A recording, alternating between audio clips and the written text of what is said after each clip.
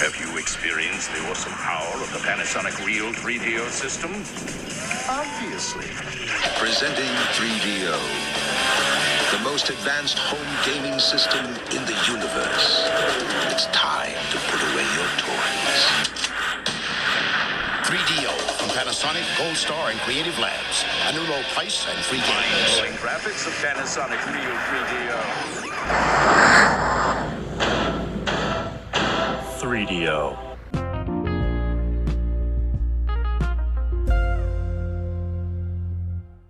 Hello, everybody, and welcome back to the 3DO Experience, the 3DO retrospective podcast, where we talk about all things 3DO, the company, the console, and everything in between. I am Bill, and this is Thrak. How you doing, Thrak?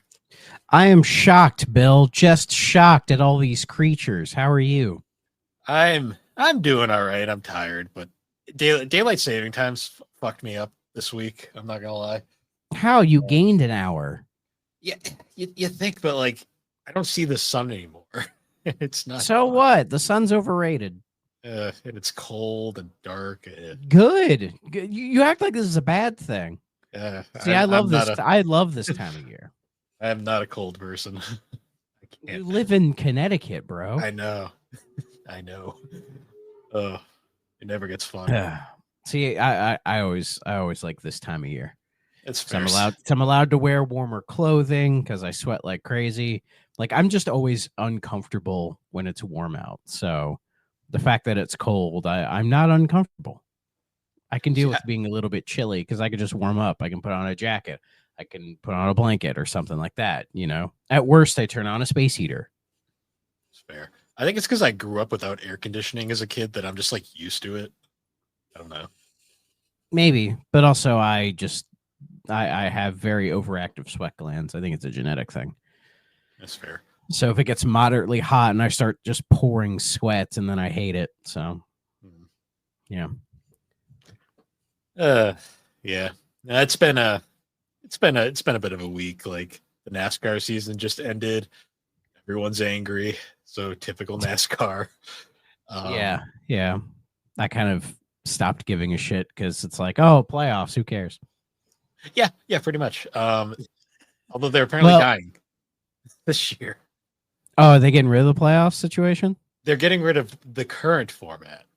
Whether they're going to actually go back to something that makes sense or come up with some stupider bullshit, I will never. I don't know. Just keep it a point system. Just keep it a point system. That's all you gotta do. Do the thing that worked for like 40 years.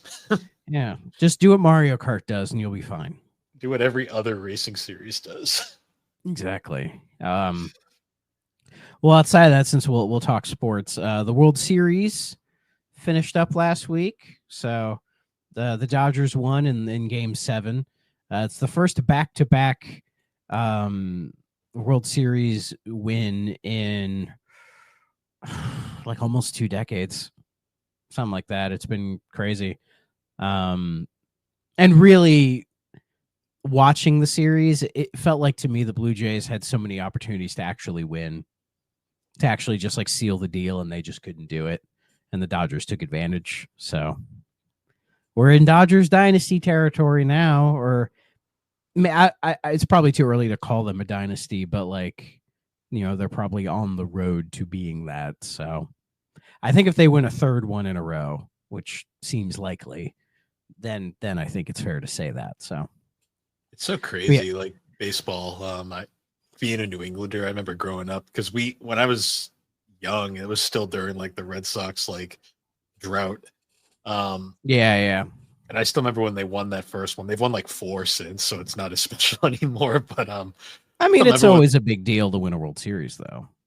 It is, but when you're a New Englander, you got to remember New Englanders are the biggest fair weather fans you'll ever see. So, like, well, I think they got spoiled by like the Patriots, the Patriots, the Celtics for years. The Bruins took a while. The Red Sox, but I still remember. But I remember when they won that World Series. I think it was 04 because they broke the curse of the Bambino. So that was a very, very big deal, and I think we all were happy for them. I was probably too young at the time to really care because I remember like the trophy actually like came to our school and we all get to see it. That's cool. It was cool, but they did it during recess, and I remember as a kid, I was like, I want to go play on the playground. I don't care about some stupid trophy. That was my exact thought process at the time. It's no Stanley Cup, but I do like the World Series. Well, I love the trophy. Stanley Cup because the Stanley Cup's got all the history behind it. Like yeah, that it's just giant Hawken thing that people always like drink champagne out of. It's awesome. I like the one player. I forget what team it was, but he just threw it in his pool and just left it there. Yeah, I love that shit. Why not? You know? Yeah, or like say like no, fuck no, it's fine. But like say like the Lombardi for the NFL, they always just like make one and people just put them in a case and never do anything with them. Except for Tom Brady that one time in Florida where he's tossing it to Gronk across the harbor, and I'm like, what the fuck are you doing? Well, he has like 7 of them. He's fine. It's just the funniest videos. Yeah. So, and then NFL. It was another chaotic week where actually I got most of them right. Actually, because I've been doing a little pick'em league thing where I've been picking who wins and who loses throughout this. And this last week I was 12-2. Nice. Not too shabby. And my current total, if anybody's curious, I've guessed 84 games right, 50 games wrong, and because there was that tie, I give it a little 1 on the side. Nice. I could easily give myself a loss to it because who the fuck predicts a tie? But so I'm 84, 50, and 1. Not too bad. Not too bad. Nice. Yeah. And the Vikings beat the Lions. They were not favored to win. The Lions were favored by like almost 9 points, and then the Vikings beat them by 3. That was pretty nice. Very happy. So, and then other than that, so let's see, video game stuff. Still playing Power Wash Sim 2. I think I'm almost 50 hours into it. I can't stop. Like every time I play this fucking game.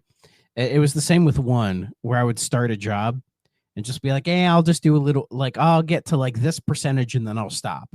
And then I'd get to a certain percentage and I wasn't finished with the little bit I was doing. And I'd be like, well, let me at least finish that out.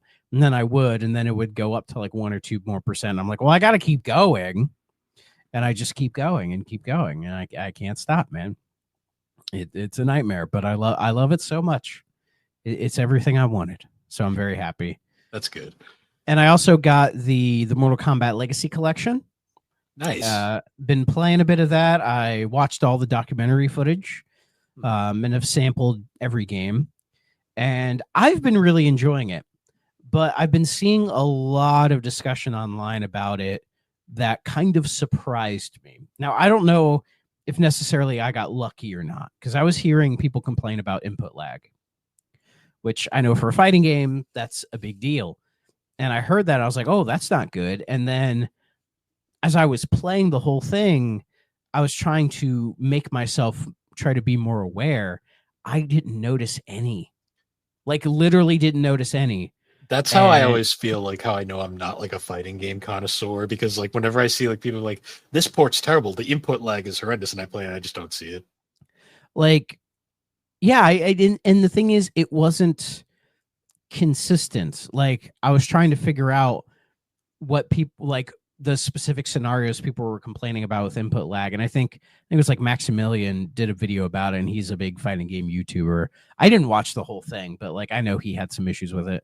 And then I was seeing other things online about it. And again, I was trying to figure out where it was because I wanted to see where the issues were.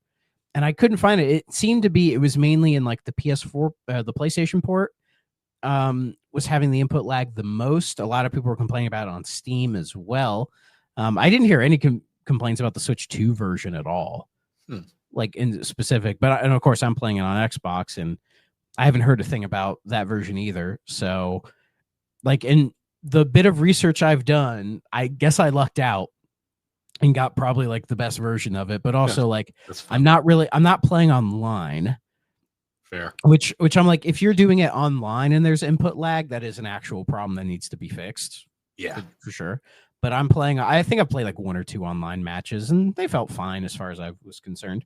But I'm mainly doing offline. And I'd heard some people say it was like the CRT filters were causing input lag.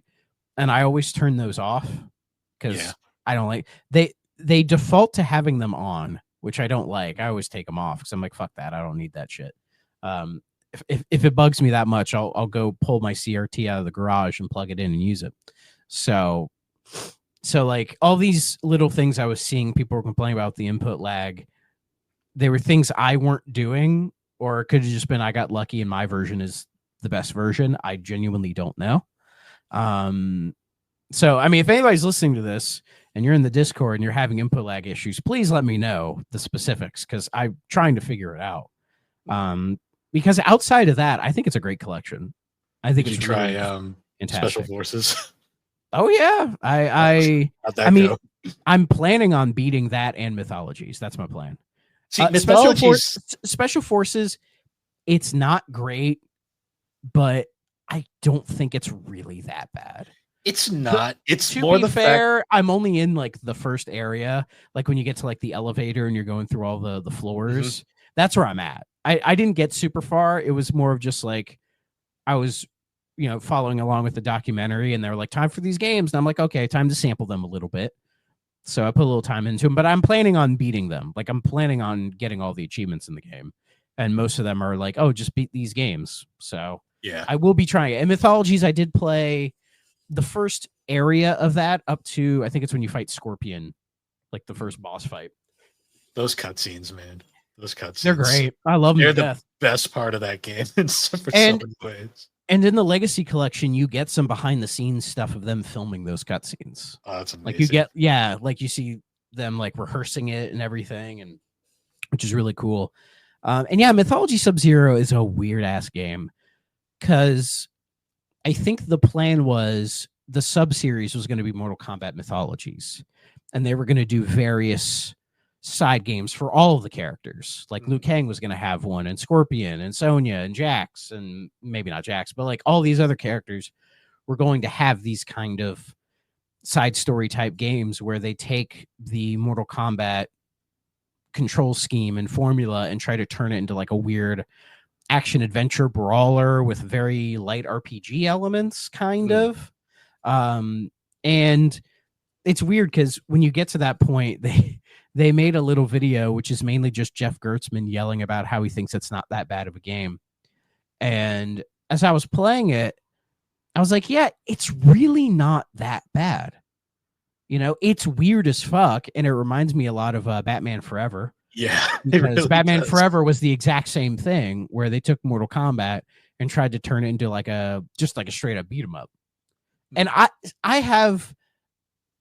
think I have more of a softness for that game than most people, probably because I grew up with it. So I have a bit of fondness for Batman Forever on the Genesis because I still have my copy down here. I never played the Genesis version. I only played the Super Nintendo version. They're the same game.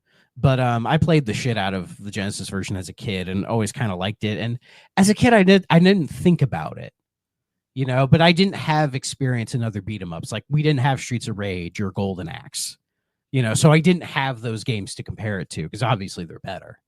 So I've always, I think I'm nicer to Batman Forever, the movie and the game, more than most people, right? So Mythologies gave me that kind of a vibe, right? And yeah, it like you unlock special moves, I think, as you go and everything. And it'll be a curious game to sit down and play the whole way through because I am going to be doing that eventually. I'm pretty sure the majority of the people who actively dislike that game played the N64 version over the PlayStation version. I've heard that's the worst version, and you get the PlayStation 1 version of that and Special Forces on this collection. I think it plays worse, and it doesn't have the cutscenes, so it's like you're just losing it every way. Yeah, you really need the cutscenes. I couldn't imagine doing this game without the cutscenes. They're like still frames in the N64 version, from what I remember. That's gross. Yeah. Disgusting. And yeah, like, so that stuff was there. And I was seeing some people complain about like the collection of games on here. And I'm like, guys, this is like a documentary archival thing of Mortal Kombat. Like, if you ask me, they didn't go sicko enough when it came to adding every fucking port of every single game. Like a couple of like, I think notable admissions for me are the Genesis version of Ultimate Mortal Kombat 3, which again was the version I had as a kid. That's the one I grew. That's the game that made me a fan of the series, was that specific port of that version. And I don't like the Super Nintendo version, which is on here. I think it kind of sucks. But if you ask me, I think just about every Mortal Kombat on Super Nintendo sucks. Not just the first one is bad. Yeah, like, that was like bad. People like, yeah, because people are like, oh, there's no blood or whatever, but it looks so good. I'm like, have you played it? It doesn't play well, like at all. The Genesis version, sure, it looks worse, but it feels so much better. And that like, soundtrack. I love that soundtrack. It's so good. And going through this collection, in just about every instance where we had the Genesis and the Super Nintendo version of the Mortal Kombat games, I always preferred the Genesis version.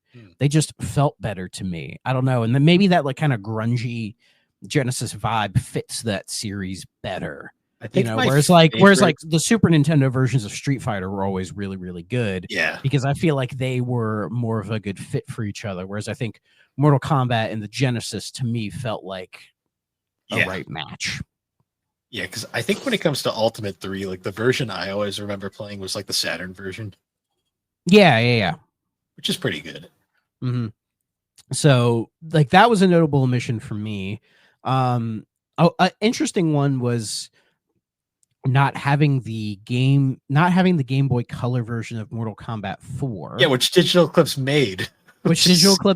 Yeah, and there's no ports or home versions of Mortal Kombat 4 at all. It's just the arcade version, which is actually nice because apparently the arcade version is difficult to emulate. Like even on MAME, it's still struggles. The closest we ever got to that was like Gold on Dreamcast, and that's and Gold on Dreamcast would have been a great fit for this guy because it has more characters. They actually rebalance the game, and in some ways, it is the superior version. But it's great that the arcade version is here, running perfectly fine. You can even like 4x the rendering. They give you the option to like, really max it out if you want. So like those I thought were noticeable. There's probably some others that if I really think about them, I'd be like, it's kind of weird that they're not here. But if they're doing post-launch support, my assumption is they could add more games later. And they haven't said they are or they aren't, so who knows? I mean, definitely they need to work on like the input lag situation. Apparently the online isn't great because there's like no lobbies or matchmaking or anything at the moment. Like if you want to play it online, you just kind of have to pick a game and just kind of hope somebody's playing. It's kind of just, it feels very old school. You just kind of throw yourself out there and hope somebody, grabs your hand kind of a thing. Yeah. So hopefully they clean that up. And also the 32X version of Mortal Kombat 2, for some reason, is not using the soundtrack of the 32X version. It's using the Genesis version. And I noticed that because the 32X version had like extra voice sound effects and voices and all that stuff, and those are not there. So hopefully that is, again, they've said they're going to be trying to fix that, I think. So I think there'll probably be a big update for this guy down the road that fixes a lot of this stuff. So I hope so. I wonder if that's just a weird 32X emulation issue. Because I know the 32X rarely gets emulated, which is probably why. I mean, you can do it in Pico Drive. All-in-one like Sega emulator from that era. I mean, even which is like Master System to 32X does everything. Yeah. So, but I know they build their emulators from the ground up, so maybe it's just an issue on their end. But outside of that, like, seeing some people complain about the collection, I just find really weird. Like, being like, oh, there's too many games or not enough ports or whatever. Who complains about too many games? Like, I view it as like, again, this is supposed to be like a archival documentation of Mortal Kombat. So, give me everything because I think it's good, especially to celebrate this, like everything pre-Deadly Alliance, basically. Even though we have Deadly Alliance in GBA form on here, they just threw the GBA games on here, which I think is cool that they're there. So it's nice to see that all of that stuff is there. And I do wish there was more of it. And I shouldn't be surprised. I saw this online, people complaining about like the price point being like, oh, it's so expensive. And you could just emulate these games anyway. And it's like, well, yeah, you could do that with any fucking old game. That's not the point. Like, if anything, you buy this collection, if you're me, and you're a big fan of the series and you're really intrigued by like the near 3+ hours of like documentary behind the scenes footage that, they shot brand new interviews with just about all of the main Mortal Kombat team, like Ed Boon, Tobias, John Vogel, Dan Forden, Sal DeVita, Steve Barran, Tony Goski, Mike Boone, like all of the big behind the scenes guys. The only one they didn't get was Dave Mikicic, and I'm not quite sure why, but like all the main guys that you expect are all there, and they do brand new interviews. They pull so much archival footage. That like there was stuff I'd never seen before, like a good chunk of stuff I'd never seen before. They talk quite a bit with Kerry Hoskins, who did Sonya from Mortal Kombat 3, which is pretty cool. There was no Carlos Pacina, who was Raiden, who did Raiden in the early Mortal Kombat games, and ended up doing a lot of the mocap for like Deadly Alliance and Deception and all that stuff. And no Rich DeVizio, who was Kano. You know, so there were some omissions. I mean, they're all in the archival stuff, but as far as like new stuff, maybe they just couldn't get them or whatever. Yeah, maybe. I'm not sure. And seeing all the fan stuff, I thought was funny because it was a lot of like people like Gertzman and some of these other people who do video podcasts, and it's just their setup, just talking to you about Mortal Kombat, which I think is kind of funny. But it's a nice balance of like hearing from the people who made the game and then fans who were playing the games at the same time. You know, and they do a pretty good job of documenting everything. And like you learned a little bit about Ed Boon and Tobias, like, you know, their like background and growing up in Chicago and all that stuff. So if anything, you buy it for that stuff. And for that, it's phenomenal. Like it's really, really well done. Like Digital Clips do such a good job with the documentary stuff that I think it's definitely worth a praise. So I'm hoping they add more stuff down the road. That would make me happy. If not, it's okay. I could just pop Ultimate Mortal Kombat 3 on here and just play it, which I do anyway. So it's not that big a deal. But yeah, it's great. And it is $50, which, you know, not the worst price in the world, but it's not 70. True. But when I bought it, you could pre-order it for like 10% off. And I think it was like $5 sitting in my account. So I paid a little less than 40 for it. So I did get a bit of a discount. So it's not bad. If it ever goes on sale for like $20-$30, it is a must buy. Genuine must buy. And I'm hoping they do a follow-up with Deadly Alliance, Deception, Shaolin Monks, Armageddon. Fuck it, throw DC Universe in there.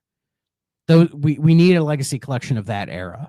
And that Mortal Kombat, like a DS. proper follow-up. Yeah, throw the DS game in there. Fuck Ultimate it. Mortal Kombat, which I'm pretty sure is just 3, but it's just I think it's just UMK3 on the DS. But also it's better than the PSP game Unchained. You gotta play just fuck it, throw that in there. Fuck it. Yeah, well, because Mortal Kombat Advance is just UMK3 on GBA, and it fucking sucks. Oh yeah, it's terrible.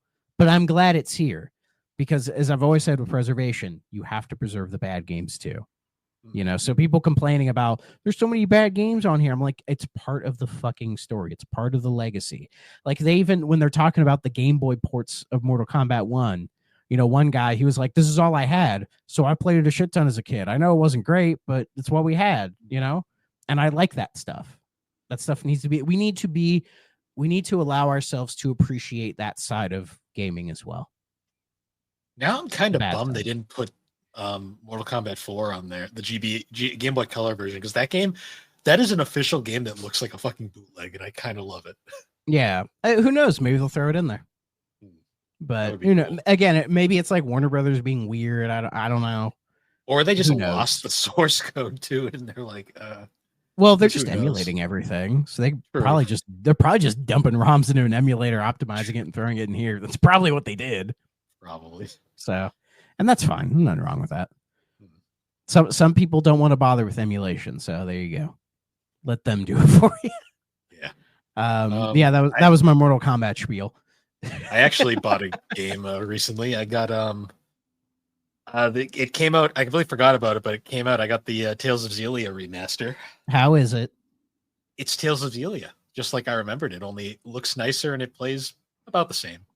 Oh, good. How much was that? Was that 50? I paid.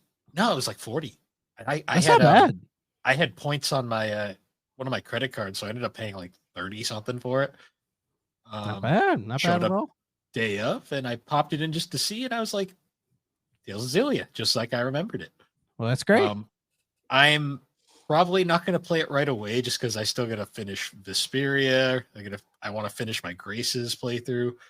But I am happy because it's another of the PS3 era games that's finally out of PS3 purgatory. Now we just got to get Xillia 2, which I think is the next one they're working on. I think so as well.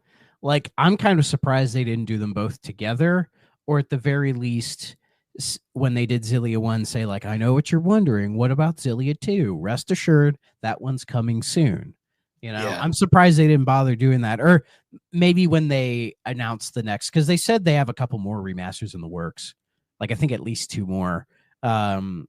My guess is when they get there, they'll be like, I hope y'all have been enjoying Xillia 1, because now it's time for Xillia 2. That's probably what they'll do. Yeah. Yeah. And then hopefully they cap it off with Abyss. Yeah, because Abyss, after Xillia 2, Abyss would be the only like significant mainline game post Symphonia that isn't easily accessible at the moment. Yeah. Because no one gives a fuck about Legendia, except for like the couple Legendia fans out there. I feel like Abyss is probably one they will. I mean, I've been saying it for a while. I feel like they have to do it, because if they're bothering to go back in and remaster a bunch of the classic ones, like, and they did Symphonia again, and you know, Vesperia's already out there, like they're specifically tackling like the Symphonia Studio games, right? Yeah. Like the one they haven't done yet is Abyss. And it feels like it's a glaring omission. The only I don't know if that means if they're like building it up to be like something special, or maybe because it's strictly a PS2 game that only ever got a 3DS port, maybe they have to like borderline remake it. That's what I wonder, because Abyss is a weird one, because that was they still hadn't. Abyss was like the last one where before they started voicing the skits, which is skits are such a big part of the Tales series. And one of the things, as much as I love Abyss, one of the things that I'm always disappointed by is that they didn't voice the skits in the US version. They are voiced in Japan. That's why it bothers me. I guess it was just probably money thing, but the fact that we got Abyss at all says more than anything. Yeah. I'm thinking they probably just have to put a lot more work into it. And who knows, maybe when we get to Abyss, they're just going to call it a remake, because there's probably a good chance they just have to remake it from the ground up. I'd like an Abyss remake. But I'm thinking if they're going to do it, they'll do it in like, say, that Xillia, Vesperia, kind of like that PS3 360 era kind of vibe to it, because it's a PS2 game. You know, and I don't know, maybe they could go in and give it kind of that HD upgrade. I don't know. But again, I still feel like Abyss they are doing, but maybe it's just like logistically, like, how do we get this to match the other remasters? Because it's not as easy as like going into Graces, which is like a PS3 game. You know, it's already widescreen, it's already HD. So you bump it up and give it some quality of life stuff, bada boom. You know, it's less work to do. Yeah. I think it's also to because the Symphonia port is infamously bad. Because it's a port of a PS2 game. And I think the PS2 and everyone wanted the GameCube version because it runs better. Yeah, it runs at 60 and every other version runs at 30. Yeah.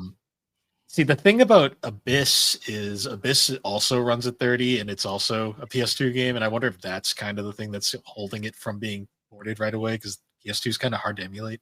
Yeah. PS2's not. I was going to say PS2 really, at least in my experience, I can get it running on my fucking laptop. See, it's funny. Fans can emulate it, but for some reason, companies can't figure out how to emulate PS2 to save their fuck. Sony couldn't do it. They just shove a PS2 in the goddamn PS3.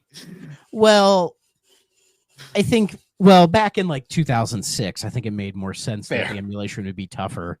But also, if you think about it with Symphonia, I think with that new remaster, it's based off the PS3 version, which was already like all the HD had already been done. So it was easier to go back in. But I don't know. Again, I can't help but think they're doing something with Abyss. They have to be doing something. I hope so. Because if they don't do anything, everyone's just going to bug the shit out of them about it, because it's one of the more popular games in the series. It's like one of the most popular, but also one of the most divisive. Like, there are a lot of I'd call it a fan favorite. Yeah. Like, fans really like that one. So I think they'd be silly to completely ignore it. I would. And I mean, I've heard that they're also working on a new one, but it's going to be a while, like a brand new Tales game. So yeah, maybe.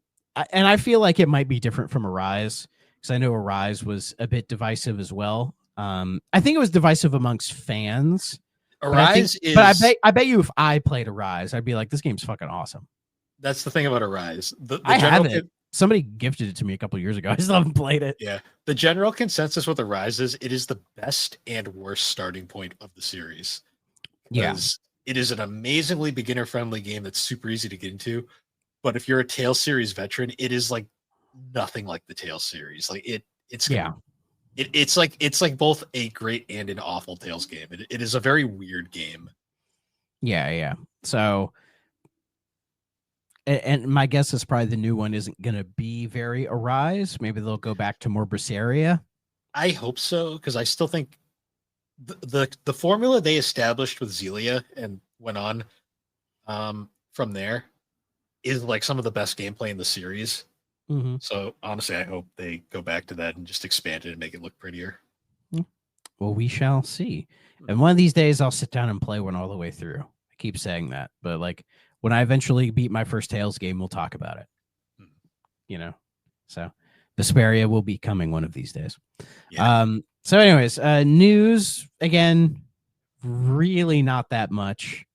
My fucking mouse die. Okay, we're fine. Let's see. The Switch 2 is at 10 million now. It's coming. Yeah, well, it's already sold 10 million units, so good for it. That's really all I got for that. Animal Crossing New Horizons is getting a big ol' update. I saw that and I was like, I haven't visited my island in like 2 years. Yeah, well, apparently they're doing a lot more than just like optimizing it for Switch 2. Like they're adding in a bunch of new shit. Like it's like a free like version 3.0 or whatever. Where there's gonna be like a hotel and a bunch of other like a new location. There's gonna be like Lego stuff in it now, and they're kind of going back to the you can play like old NES and Game Boy games in here now, but it's like you need an NSO membership to do it. So it's like, it's just giving me the Animal Crossing background while I play Ice Climbers, basically. So I can go find these games and then be like, hey, well, I'll buy them. Yeah, by the way, buy them. Yeah, but pay for our membership, which I think is hilarious. But it's the most Nintendo thing ever. But what I find nice about it is all of this new content. It's only a $5 upgrade. So if you want to buy it purely for Switch 2, it'll be $65. But if you already own it and you want to play all this stuff on your Switch 1, or say you have a Switch 2 with your copy on Switch 1, you can upgrade to the Switch 2 edition for $5. And I think it just gives you the Switch 2 stuff and it looks better and all that. But I think the update with all of the new content, I believe, is on both. I think. Again, I'm not a big Animal Crossing fan, so I don't know the details. But looking at it, it's like, damn, they like kind of went all out for it, which says to me the next Animal Crossing is still a long ways away from now. Yeah. If they're bothering going back to New Horizons and adding in all this stuff when they said they were done. So, and it's not like a little bit, it's like substantial. So the next Animal Crossing is going to be successful, but I don't think it's going to be the same fucking phenomenon that New Horizons was, just because of the timing. No. Yeah, the timing really helped for New Horizons. And though I wouldn't be surprised if New Horizons did gain a bunch of new fans for Animal Crossing, and that when the next Animal Crossing comes out, those people will go out, buy a Switch 2 and buy the next Animal Crossing. I mean, I won't be surprised if it's one of those games that like it's like almost having its like Pokemon moment where it'll have its subset of fans who just play that. Like they'll get a Switch 2 just to play the new Animal Crossing, and then they're happy as a clam. I know one personally. She lives nearby. That's all I'll say. Hey, if she's happy, she's happy. Nothing wrong with that. Like, I'm not the biggest Animal Crossing fan, but like, there are worse games to play. I think the Animal Crossing I enjoyed the most was the first one on GameCube. That one is, and that one has a charm to it that I think the other Animal Crossings have never really duplicated. There's just something about that first one that I really liked, because I tried the DS one, I tried the Wii one. What was the 3DS one? New Leaf. A friend of mine had that. And I would mess around with the other ones, and I was like, yeah, they're fine. I never like fully immersed myself in them, so that might be the issue. But with New Horizons, I put like 15 hours in it maybe, and then I was done. I was like, I've had enough of this. See, I played New Horizons like religiously because that was like one of the only things to do during that time. So I mean, Doom Eternal was out. You could be playing that too. I had to find that goddamn coal. Man, I had to find the coal. I was probably the guy who's playing Doom Eternal back then. Well, I went from that's just more my game. Sorry. I went from Animal Crossing to after that I went on like a freaking like basically the rest of the pandemic I was playing Fire Emblem Three Houses. So yeah, fair enough. So, but yeah, that's cool to see, and it seems all the Animal Crossing fans are happy. So good for them. I'm just glad Nintendo didn't pull the $80 bullshit with that one. Yeah, they're just like, a $5 upgrade. Here's a bunch of new shit, and I think that's a good way to go about it. It's essentially a $5 DLC. Let's see. The only other real thing I have is this was so stupid I felt the need to bring it in, and that's the Simpsons have returned to video gaming, but it's not the hit and run remaster that we all want. They're just in fucking Fortnite now. Whoa. And Who is it in Fortnite? I think 3DO Experience isn't in Fortnite yet. So Epic, give us a call. If you pay me enough money, I will show up in Fortnite. Just the SuperPod, the SuperPod Network DLC. That would be sick as hell. What a choice. I would love that actually. But yeah, I guess there's like a whole Springfield map and all this other crazy shit. And it feels like they're making it a big deal, being like, oh, look at all these, like, like there's the power plant, there's, Burns Mansion, all this, the Quickie Mart, like all the big stuff. It's in Fortnite and it's a little map. And I feel like, honestly, if I was a Fortnite person, I'd probably be like, this is kind of fucking cool. Maybe drop in as Homer Simpson, maybe play a few rounds, Make references that all the children playing wouldn't get. Yeah, avoid the Tremopolines and then move on with my day. Yeah, and then be like, when are we getting to the fireworks factory, and then bail out. You know what I mean? So I'm fine with it. Sure, why not? There are worse things to do.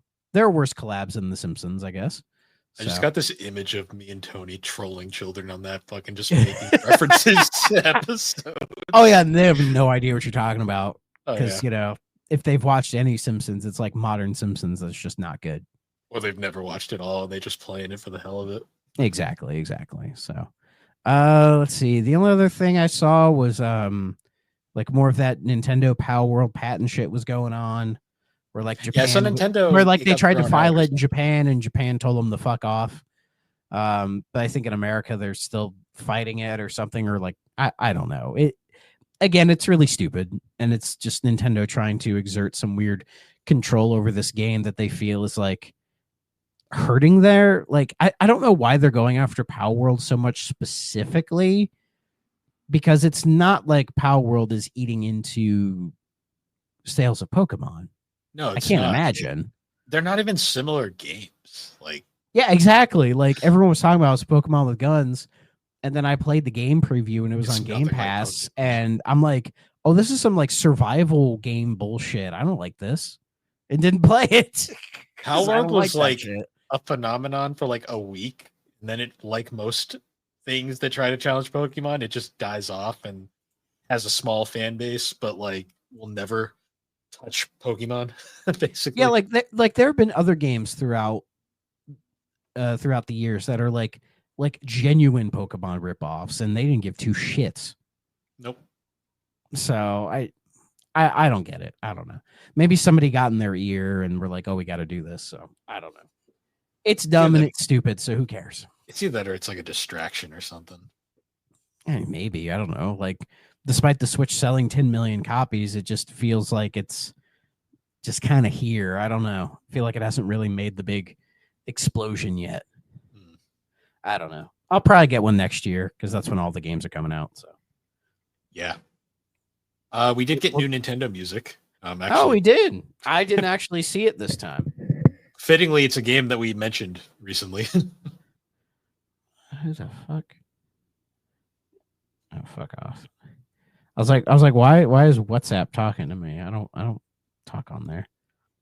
I think the only reason I got it was because Aaron was like, "Let's do WhatsApp for a bit," and then he fell off of it. Like he does everything. What's the new one this week? Is it New Leaf? Yeah, it's New Leaf. Why not? I mean, Animal Crossing music is catchy, so that's fine. Let's see. Is there a KK song in here? There's got to be. Yeah, there's got to be. Not seeing one. Unless it's under a name I don't know. Because again, I played a bit of New Leaf, but not really enough to know much. I played 2 hours and got bored. New Leaf's not the one. That's me with Animal Crossing in general.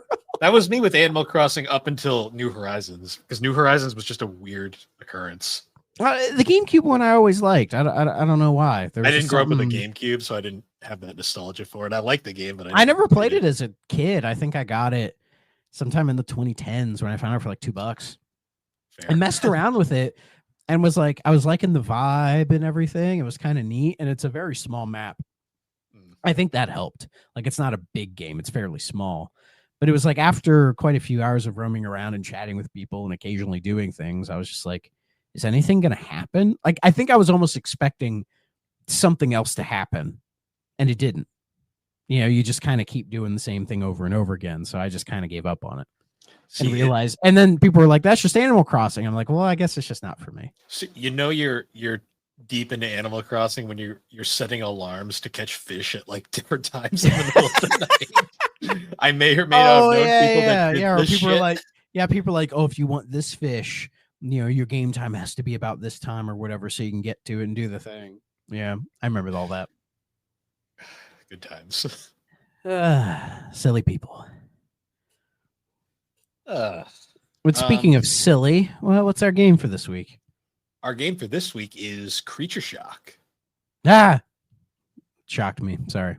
I don't own a physical copy, but that cover is wonderful. That looks like, I don't know, it looks like a screenshot of like another game or something.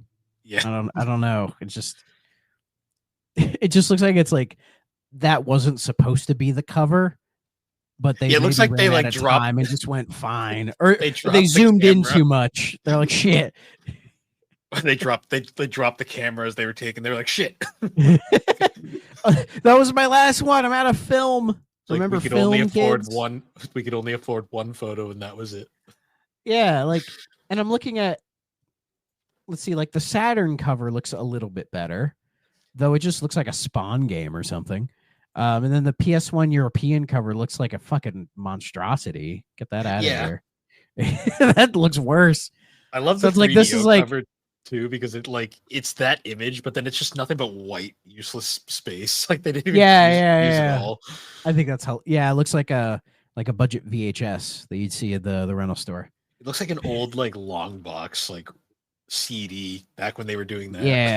Yeah. I wish I had a couple of those. Those would be fun to find. I see them every day. Oh god, I just found that cover you were talking. What is that? What is that? Who approved that? Jesus. Somebody at Argonaut Software, because this is it's a sci-fi game. It was developed by good old Argonaut Games, the British game developer founded in the early 80s, who I think most people know them for making Star Fox. They also made games like Stunt Race FX, everybody's favorite game in the world, Croc, and then a Buck Bumble, the iconic Buck Bumble. And then the game I desperately want to see come back, I Ninja, for the love of God, especially because Argonaut, they went away for a while and then they've come back and they're like, oh, here's a remaster of Croc. And they're like, what else do people want? And I've been yelling at them to please bring back I Ninja for the love of God. They made the Catwoman game. That was their last game. God damn. Wasn't very good. That wasn't a good game at all. It wasn't a good movie. No. But you were hoping the AVGN rules would apply, where it's like, the movie is crap, so maybe the game is okay. Nope. I think Matt McMuscles actually said he thinks the game was better than the movie. I mean, it probably is, but I haven't played that game in 20 years. Oh yeah, they made the Bionicle game too on PS2. Yeah, that weird SWAT game on PS2. They made some of the early Harry Potter games on PlayStation. Like Argonaut did a fair amount of work. You know, like they were a pretty solid, like, I don't know, like single A developer. Is that a good thing to phrase them as? Single A, maybe bordering on double A. They Kind of a were thing. they were one of those developers who were able to like do a lot of really cool stuff with less. Yeah, Um, and they work, and as far as like their publishers, like they worked with Nintendo, they worked with EA, THQ, Acclaim, Ubisoft, Namco, Vivendi Universal. You know, so a lot of like the more notable names from that era, Mm. as far as publishing. So they were, you know, and they got consistent work. You know, Yeah. very rarely they took a year off. So the only you know, real definitely things were time- moving for them. the only real time they got screwed over was when they got screwed over by Nintendo. Yeah, but I think everybody gets screwed over by Nintendo at some point. I'm learning. Yeah. So, yeah, it was just one of those things where they just kind of like, I think it was, in like October of 2004, they just kind of dissolved. I guess they just had money problems. A lot of those iconic like early 90s, like 2000s, like studios, they just kind of disappeared by 2004. Yeah, it's weird because like they were getting consistent work. I don't know, maybe it was drying up, or maybe Well, the you know games what's- weren't. Maybe they weren't meeting expectations, so companies were like not wanting to make new deals with them. You know, it could have been a case of just the heads were just kind of running the company on fumes. You know what I mean? Like there have Yeah. been so many companies like that where you think they're doing just fine because, you know, steady stuff is coming out, and it's like I don't think their games are not selling terribly. Like all these games that I see in their gamography, I'm like, I recognize all these. I own some of them, you know, so You know they're what's notable. crazy? All of these like companies that kind of fit the Argonaut bill, they all had a really underrated like PS2 era platformer. Yeah, that came out. Like, because I think like for me, Yes. it's iNinja, but you know, some There's people do iNinja. like Buck Bumble. I've There never was played that. Buck Bumble. I think like Dr. Mudo, which was the last game by the original Atari, There's Dr. that- Muto, Metal Arms, Metal Arms, Whiplash, Voodoo, Whiplash. Not Vex, Vex. though. Not Vex. Vex. Vex was a weird game. That was Ty the Tasmanian Tiger. That was that a good studio one. still exists too. Yeah, somehow. they've been HDing the old ones recently. Hmm. I have the HD of the first one, and when it just says HD, they ain't kidding. Yeah. As far as that's the same fucking game. There was also a Scalar. Anyone remembers that game? I remember Scalar. by Astamelth. There was Zapper, One Wicked Cricket. Oh, that yeah, game? Zapper's Zapper's great. yeah, Frogger 3. Yeah, Because we all yeah. know what it was supposed to be.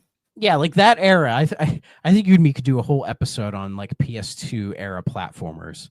There was There's so a bunch many of them. Yeah, and I think I'm we have a pretty sure fondness for them. Whiplash was supposed to be like another Gex game, and then they just Yeah. changed it. Yeah, they changed it to a rabbit for some reason. We should cover that one of these days.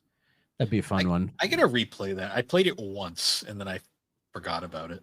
Yeah, I actually never played it, so but it looks fun. But anyways, back to Creature Shock. So yeah, Creature Shock came out in 1994, so it was 1 year after Star Fox and the Yes. same year as Stunt Race FX. So this was them. It was published by Virgin. Back when they had their video game division. That is a logo that like dates a game like to such a specific time period. Yeah. I mean, I look at that logo and I think of Mike Oldfield's Tubular Bells, but I'm a weird guy who looks at things in a very different light.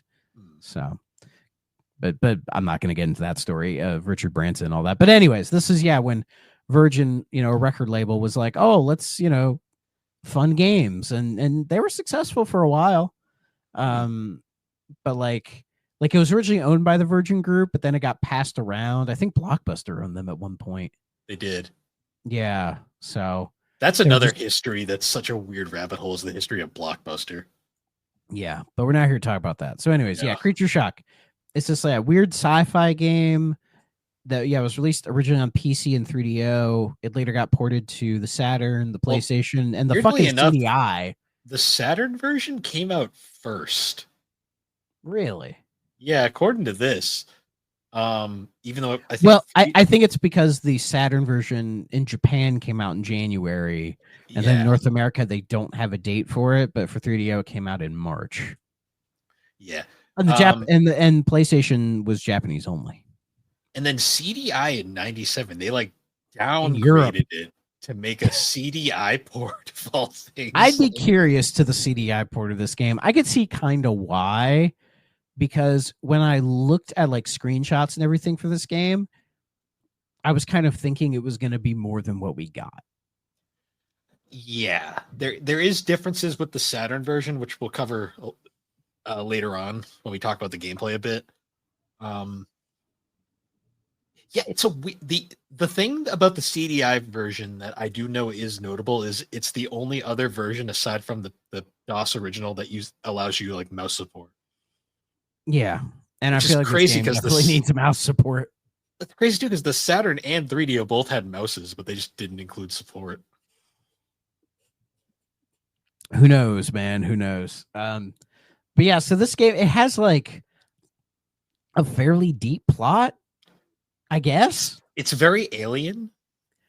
Yes. I think that's what they're trying to emulate is like Aliens specifically. But like the gameplay of it is like it's two different things. It's like a behind like a third person type of like, shooter, kind of like a shoot 'em up type of segment, like imagine like Galaga but 3D and you're looking at the bottom of the character or whatever. And then from there it goes into like on the ground missions, but they're like weird rail shooter arcadey kind of segments. Yeah. Like the parts where you're in the ship just like shooting shit was very like kind of standard fare, like kind of what you expect, like space shootery kind of very thing. very Star Fox-esque, like yeah. shooter.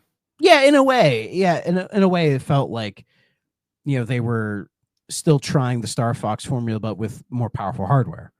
And that stuff I thought was fairly decent. Yeah, the rail shooting I thought was really fun. Yeah, for the time. Yeah, exactly. Fairly solid, well done. But then you land and then you do the rail shooter segments, and I didn't like these really at all. Remember Starblade? Remember all the problems we had? Remember all the problems we had with Starblade? Yeah. They're back. Basically. That was the best way to describe this, because I was like, that cursor is no good. Like, yeah. Like it's so weird. It's like a weird rail shootery thing, but they want you to like, oh, pick which side to go. And it's like this weird kind of maze where you have to like find these things and almost like solve puzzles and fight bosses and everything. And I'm like, to go back to Alien, if this was like, say, Alien Trilogy or something where I could like control my character and it's like a first person shooter type thing, I think it'd be great. Like the way this is set up to be like kind of like a mazy first person shooter that's like Doom-ish, like that segment, I'm like, that's great. I feel like that would have been a lot better than this like bad like Time Cop or whatever, Virtua Cop with a cursor that's too fucking fast. Yeah, it's too fast, and like, and it sucks because a lot of the bosses have like specific weak spots that you can only hit them at very specific times, and is just a real pain in the ass. Like that one, it almost looks like a crab or something, but like he's coming out of like that green like tube or whatever, in his eyes, and his like little squid thingies or whatever. It's like a crab or a squid or something. And you can only shoot him in the eyes when his eyes are open, and they're only open at very specific times.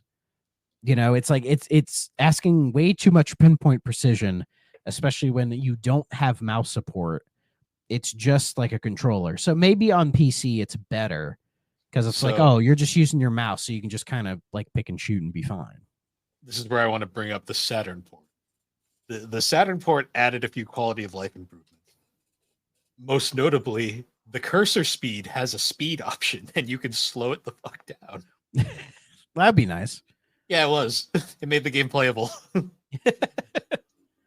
I would like to bring up, though, the other interesting change in the Saturn version So for the rail shooting, like space segments, like the good part of the game, on 3DO, they're actually really impressively rendered. Like they're not 3D. They're like it's like high rendered like 2D objects that it looks really good for the time. Yeah, like a pre-rendered 3D type of thing, especially for like 94. Like it looks fairly ahead of its time for sure. And it runs really smooth too. Like it's Oh got a yeah, I very had no- clean look to it. yeah, there was like no real slowdown or anything like, especially in like the the plane or the space shooter shoot 'em up segments. Yeah, everything felt nice and smooth, which you definitely want in that kind of situation. On the Saturn, and I assume the PlayStation, maybe I didn't actually look at the PlayStation version. That those segments are full 3D, like everything they rendered in 3D, and it runs just as good. But it looks so weird, and it doesn't fit the look of the rest of the game. It's like a weird, uncanny thing when you play Did it. they like completely re-render everything? Everything's 3D. Yeah, the ship's all 3D. All the objects are 3D. It's impressive that it runs just as good, but it looks so out of place and uncanny compared to the rest of the game. Yeah, that is weird. Like it's cool, very strange. Yeah, but it's odd. Like it was weird that I was like, "Wow, this is cool." I'm like, it's like I don't like this as much as the 3DO version for some reason. yeah, it's almost like why not just make a new game at that point or something? I don't know. Well, especially too because the Saturn being a 2D powerhouse probably could have made the regular shit look even better. In all honesty, Yeah, I would agree. Yeah, So, it's just a I don't weird. know. oddity Maybe at the first. PlayStation is the PlayStation version like this. I didn't look. I'm just assuming. Okay. Actually, I don't know because according to Wikipedia, the PlayStation version was also made by Argonaut, but the Saturn version was made by Interactive Studios, also known as Blitz Games. Oh, Blitz Games. Another Argonaut type studio. See, the only reason I recognize Interactive Studios is because I immediately think, oh, yeah, the Glover people who became Blitz. Yeah, they did Glover, Frogger 2, that Chicken Run game on Dreamcast. Oh, yeah, this fucking Metal Gear Chicken. Fusion Frenzy, Taz Wanted. They made Zapper. The Fairly Odd Parents games on PlayStation 2. Bad Boys Miami Takedown, everyone's favorite game in the world. The Reservoir Dogs game. Fucking Sneak King. They did all the Burger King games. Oh, yeah, Sneak King. Fuck. Yeah. That is a Pac-Man World experience. 3 where Pac-Man talks. And he just sounds like a guy. I forgot about that. Yeah. Another company that's just like, you look at their list and it's just like the most random shit in the world, but you're like, fuck yeah. Yeah. It's like some of these are bangers and some of them are shit. Yeah. Like, look at that. Invincible Tiger, The Legend of Hantao. Who knows? Maybe it's a hidden gem. It might be. It might not be. So that was probably them just trying to like kind of show off, I think. Being like, look, we can render all this in 3D. And it's like, well, that's cool. But it doesn't really improve anything. I don't know. This has nothing to do with anything, but one of the producers for the game is Neil Young. Well, not that Neil Young. I kind of want to believe it is that Neil Young. He just made this in his spare time. This game's for you. I saw the name. I was like, wait a minute. Yeah. So, but also this game has a bunch of like cutscenes, and it's doing that thing that we've talked about before where they're having like 3D models trying to have like these like cinematic serious cutscenes, man. And it just doesn't fit, like I think they're more well done than what we've seen kind of previously in some other games. But again, it's so silly and outdated that it just doesn't help. Like they'd be better off just having straight up FMV. Yeah. What was the game we played where like they had the cutscenes, but then they were like Mystery Science Theatering them? Oh, what game was that? Oh shit, I know what you're talking about. This was like one of the ones we did a while back. I remember that game was trash too. Yeah, it wasn't good. No. This one reminds me of like Siberia, where they're like trying to be serious, but it's like but it doesn't hit those like Siberia levels where it's so fucking nuts that it's amazing. Yeah, Siberia is a special case of just like what the fuck. Like I think this game is better than Siberia. Yeah, know? no, I'd But say it's so. but it's not as memorable. And that's kind of like my big issue with it, is because when I was looking into it before I played it, I was like, oh, this has the makings of a potential hidden gem. But I really don't like rail shooter segments when they're done like this, where they're just way too long and they're just doing it because they can't bother making the segment be you're just like kind of roaming around. Because if you're going to do a big old maze where you have to like find the right places to like solve puzzles or open doors or find items to like go back, it's like, just give me full control. Don't make me do this rail shooter stuff. Like, keep it like House of the Dead, where you just keep going. Like, there are secret paths in that for sure, but like, if you don't care about that, you can just go through and you'll be just fine. Was it Syndicate that had the weird shit? No, it wasn't Syndicate. Not Syndicate. Syndicate's too serious for that. Johnny Bazooka Tone? I honestly can't remember which game it was, and it's driving me nuts. I don't think it was Johnny Bazooka Tone. Oh, that's gonna bother me for a while now, but regardless, we'll have to go back and look. Yeah, it's weird because like when I think of like cutscenes and like these weird 3DO games, like I think of like there's like legitimate serious stuff like Wing Commander where it's like they're playing that completely straight. Yeah.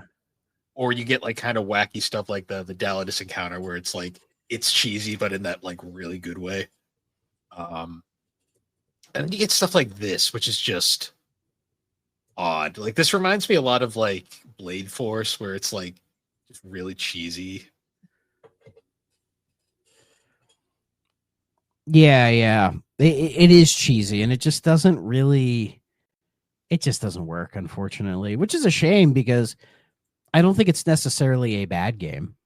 No, it's a very for the time kind of game. Like, because I legitimately really like the rail shooting segments. They were up there with what was the Crystal game? Solar Eclipse or Total Eclipse. Yeah, it's close in quality to that. I don't think it's as good as those, but I think it's a lot closer, and it's definitely more comparable to something like Star Fox. I mean, it makes sense because Argonaut worked on that, but it doesn't have what made Star Fox kind of special. It doesn't have that, unfortunately.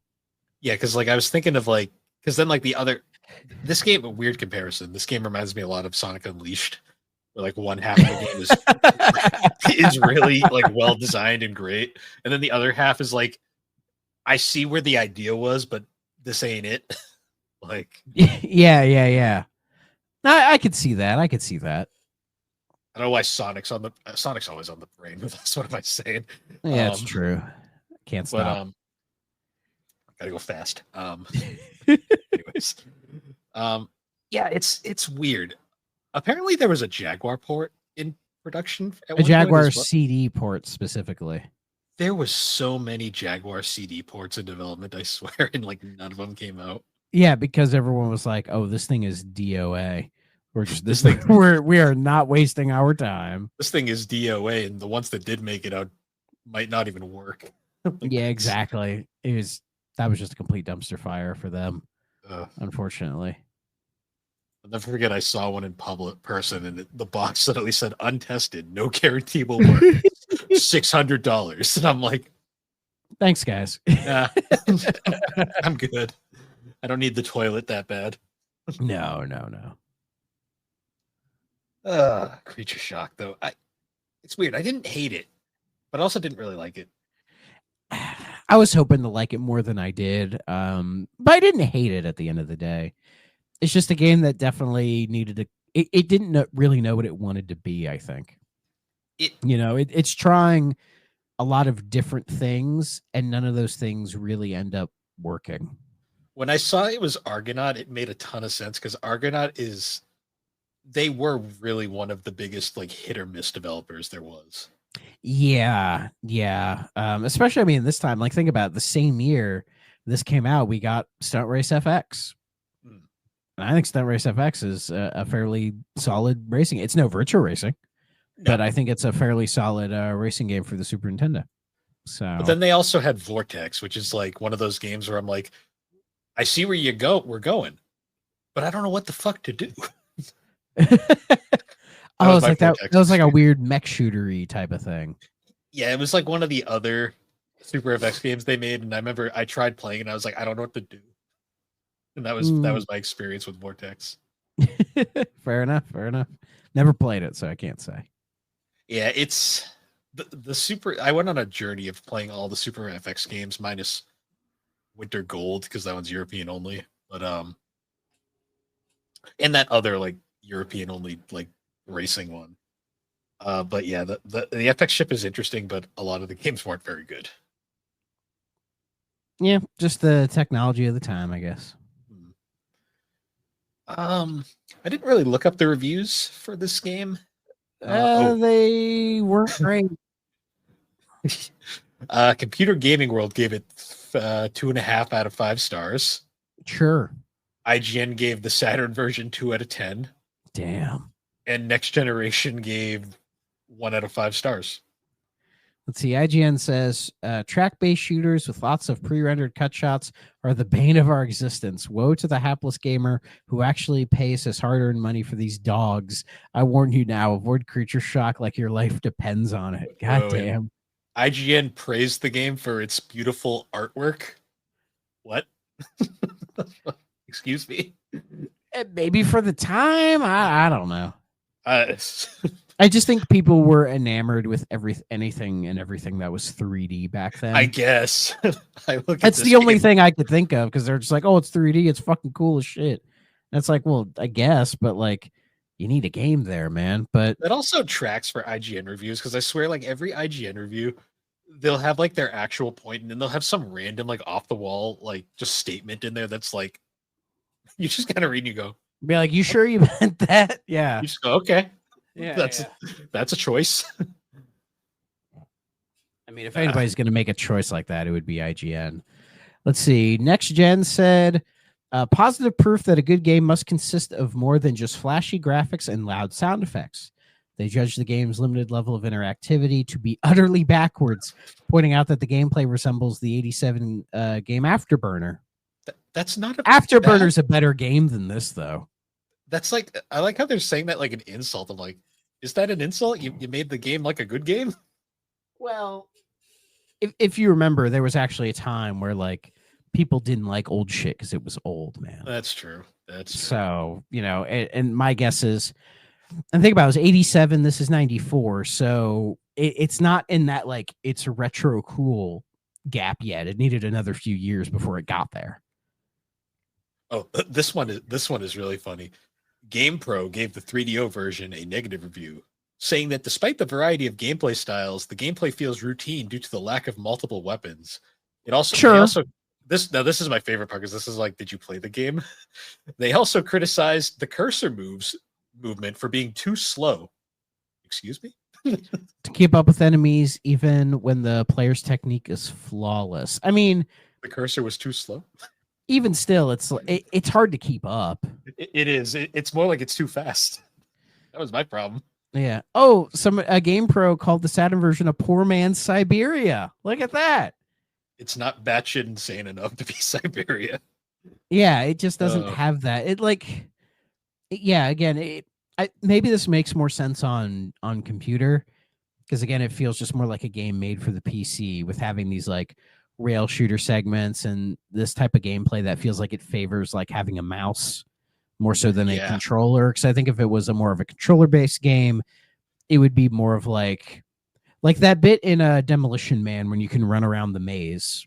Oh yeah, you know, like it should have been more like that, and I think it would have worked out better because you need that kind of interactivity to get kind of engrossed in that bit. Because I mean, it's not like that section is necessarily bad. You're just walking around this weird fleshy cave with all these weird bosses and enemies coming at you, and it's like if this was a normal shooter, I'd be like, I'd like this. This is probably a lot of fun. I feel like it has the potential to be genuinely fun. It was a weird comparison, but while I was playing those sections, I was kind of like, I kind of wish this played like those weird raptor sections in Jurassic Park Interactive, only like, good. Yeah, where it's like you could actually like roam around. Yeah. Because like most of this rail shooter stuff, I just don't like it unless it's like, say, like a House of the Dead or something like that, where it's meant to be like a light gun game. Yeah. and it's just like a shooting gallery, basically, you know, like that you can get away with, but this isn't necessarily that. And I don't know, it feels more like Neurodancer in some ways. Yeah, where it's just kind of disappointing, and you're just kind of Yeah, like, yeah. but at least it's better than Neurodancer because it's not weird and stupid. Yeah, Neurodancer was like, look at, I made a porn game. Kinda. That's it. Like, yeah. Yeah, this one unfortunately wasn't it. It was a shame because like I had Argonaut attached to him. I like Argonaut, and I was like, this could be something. But I mean, it's more compelling than a lot of stuff we've played on the system. oh But- yeah, like I would say it's in that bottom half. Like it's in that, but it's at the top of the bottom half. Yeah, it's in You know that what like I mean? it's in that C range where it's kind of like bordering D and C. Where Yeah, low C Mhm. for sure, low C. I find it really funny too that there's no CDI reviews, at least like that I could, at least easily accessible ones, and I'm assuming that's because in 1997, who the fuck was still playing the CDI? Exactly. It's so funny. Like we're gonna port this to CDI. Like sure, Maybe it was a contract or something. Who knows? maybe. So for must play, okay, stay away.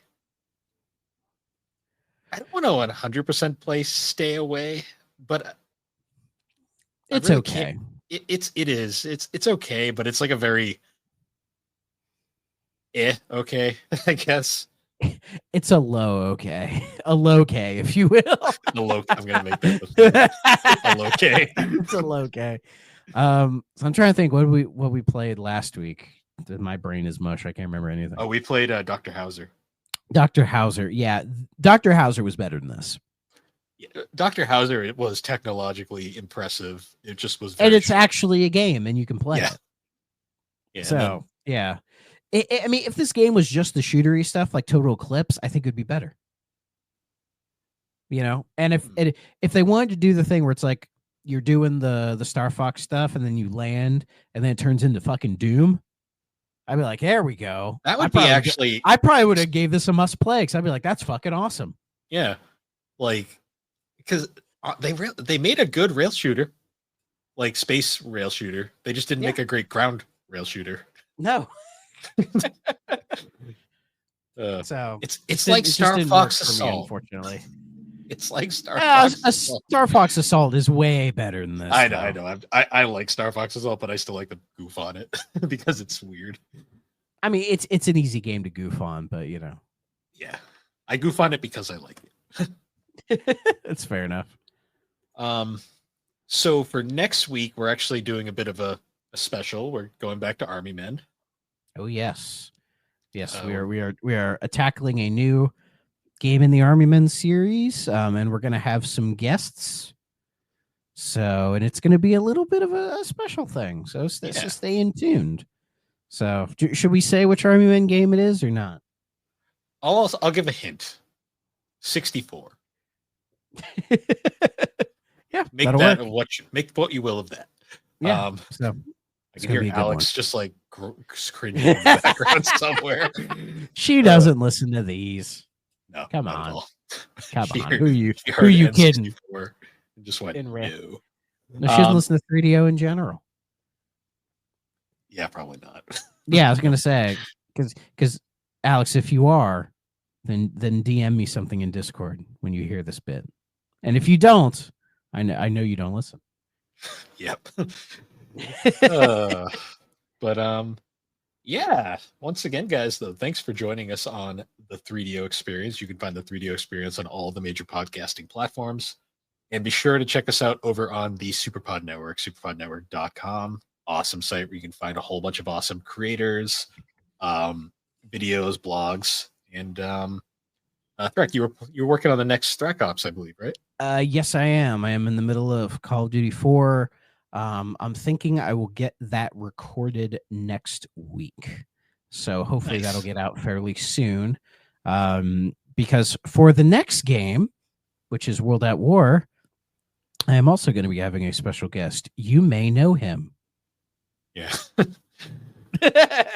I wonder who that is. Yeah, I wonder. But yeah, no, looking forward to that. Check out all of the awesome SuperPod Network people, the fun group of podcasters on the internet, as they say. Yeah. Well, anyways, guys, once again, thank you for joining us, and we will see you all later. Bye-bye.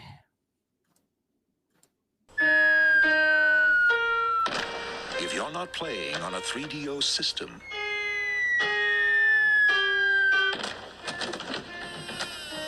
what are you playing with?